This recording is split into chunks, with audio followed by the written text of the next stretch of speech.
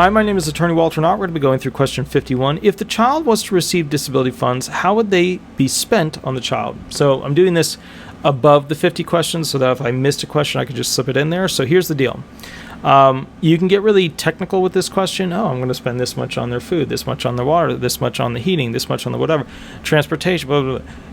You can do that, but it's usually better to keep it simple when it comes to what are the funds for the child going to be used for. Don't come out and be like, oh, we're just going to save it up and take them to Disney.